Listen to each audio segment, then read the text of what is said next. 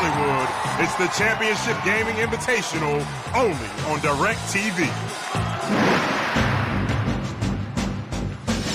We're EFG. Enough said. In the world of Counter-Strike Source, there is no more dominant team than the crew from EF Gaming. As we've proved time and time again that we continue to be the #1 team, that's what we do. If I'm playing the game to be second, then I wouldn't even be here. But an upstart team named Hyper thinks they have what it takes to make the champs chumps. We're Team Hyper. I think they're pretty cocky right now and they underestimate us. And we'll set them straight. Win! It's gonna be a massacre. On the PC platform, the name of the game is Counter-Strike Source. They are the Bad News Boys, known as EF Gaming. And these next opponents, they are the current champions in 2 different online leagues. They are the cool collective called Hyper.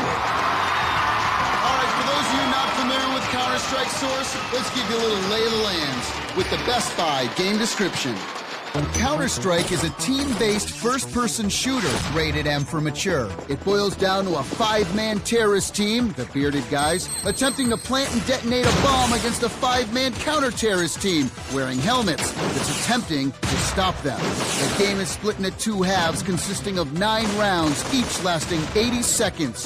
1 point is awarded to the winner of each round when a team has eliminated its opponent, the terrorists have detonated the bomb, or the counter-terrorists have defused the bomb.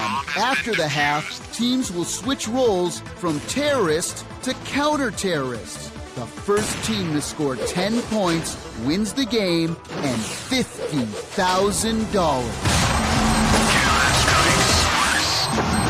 All right, now these 2 teams are amazingly resilient. To get here, they had to beat 6 other nationally ranked squads in our online qualifying tournament. Now, let's go to the ref. Players, the map is Dust 2. Dust 2 is a bright, daytime map set in a fictitious Middle Eastern location. It's the goal of the offensive terrorist team to infiltrate their way through any of the 3 main pathways and plant a bomb at one of the 2 bomb sites. The bomb sites are labeled as A and B, and it's up to the counter-terrorist team to either defend these sites or simply eliminate the terrorist squad. Alright, it's live, guys. Let's go, guys. It's live. This Here we go, baby. Here we go, baby. Here we go, baby. Here we go. Begin. Round 1.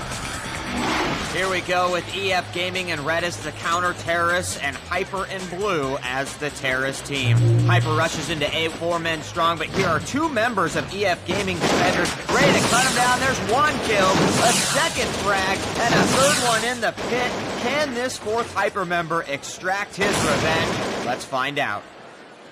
Forrester making his way into A, throwing a frag grenade, and it's a direct hit, taking out a member of EF Gaming. However, there's still 1 defender down in the pit. Forrester goes ahead, throws another grenade. Frag incoming, but it misses its target. He goes in with the pistol and gets the kill. A great comeback by Hyper. Now let's go find out what's happening in the middle of the map. From EF Gaming, there is a member stalking the home, but he's taken out by a member of Hyper. That's Shredder, who is now on the catwalk near the A bomb site. And with that last kill, he has evened up the score 2-2. Hyper looking for a comeback. And we already see Shredder meet up with 1 more from EF Gaming coming up that box. And here comes Mo, the final member of EF Gaming, and he is going to come in direct contact with Shredder here on the catwalk of bomb site A. Mo makes his way in, throws a grenade, primes it up, but Shredder gets the shot. Hyper wins. Round 2. After a commanding first win, Hyper is coming on strong in the 2nd round. 3 men from Hyper are headed down the catwalk to A, and only 1 member from EF Gaming is there to stop them. Hyper spilling into the A bomb site are welcomed with a flurry of grenades from EF Gaming. That's Rockstar over by the ramp, but these 2 members from Hyper are going in strong. Rockstar manages to drop 1, and he is taken out, and that leaves an open road for Hyper to plant that bomb, but there are 3 members of Hyper that have already been killed on this map, so it is going to be very difficult to defend, and here comes the first person who's going to try to attack that bomb. POS from long range manages to nail the shot, beautifully done. And as the last member of Hyper falls, this will be an easy defuse for EF Gaming.